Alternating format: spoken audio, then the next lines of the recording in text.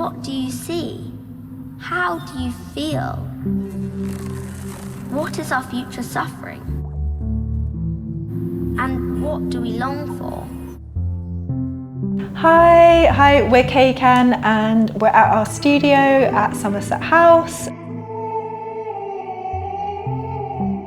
So Keiken is an artist collective and it's been co-founded by myself, Me, and Tanya, who's not here, Tanya Cruz. And Keiken means experience in Japanese. So in every facet of the word experience, we were a bit obsessed with it essentially. It's like a lived experience, it's about being able to push the boundaries of experience, and it was really about like the nature of consciousness or perspectives. what is our lived experience? What are multiple lived experiences that come together? What is our collective experience? What is the experience of collaborating together? From installations to performance to films, gaming. The other thing is then developing our own technologies. Really over the years what ended up happening was we always started to develop our own tools when they didn't serve us. This game is called Morphogenic Angels. And it's tapped to 1. There's this character called Yaksu, which you play as third person, and they are essentially spawned into the world and they can't remember who they are. You're both entering this new environment and you're going, who am I? Where am I? And it's mirroring Yaksu, who's just evolved and they're trying to remember who they are. They're feeling quite emotional as well. It's got a very cinematic as well as visceral feeling to it. You're literally going into another world, and that's kind of what's so powerful about gaming, is that you can literally, it's not just you can be you're watching a film, it's you're inside the film and you're playing the film, but you have autonomy. My name is Natsumi Wada. I am coder. We worked a lot with Natsumi Wada, who is a child of deaf adults, and she's a researcher. She saw Morphogenic Angels 1, and she was like, Yaksu, that's me, that's me. It's not we're just showing the game on a screen. We actually build it into an immersive environment, so that's also part of it. And also when no one's playing it, it just stops. So someone has to play it as well.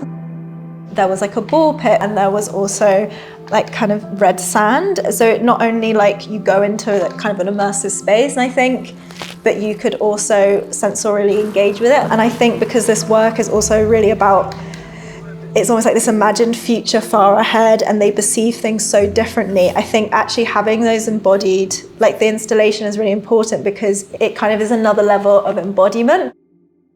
So our studio is pretty basic. Yeah. So we have messy. We have haptic rooms, but do you see there's some earlier iterations? I think even we cut out from this one. We've got lots of bits for when we were making the bits for inside the womb just to test. So that's actually the transducer that goes in the womb itself. Go like this. You can have the headphones.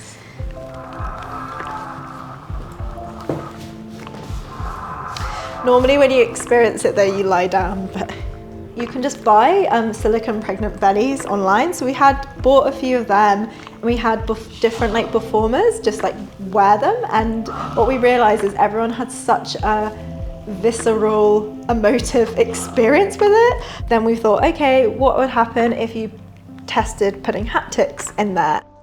You hear the sound inside here and then also in the headphones, and it's all kind of moving and then moving here, and also it's kind of got this glowing non-humanness. So it's really an embodied sensorial technology, and what's great is to experience it, you just need to have your own body. It's all about touch. It's a true audio touch experience, embodied experience.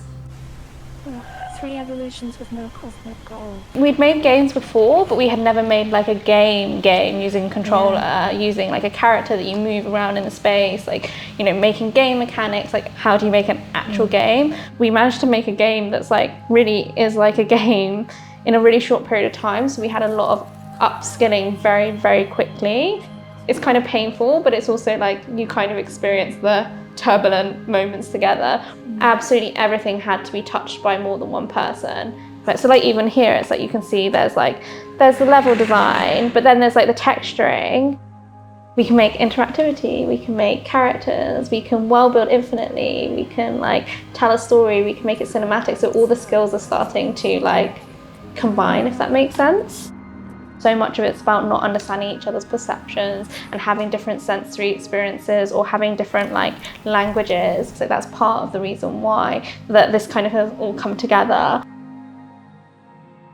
Whether it's the body and embodying something, or whether it's like the audience becomes part of the story. It's just like the lived experience of people's perceptions and really that critical research behind all the things that we do.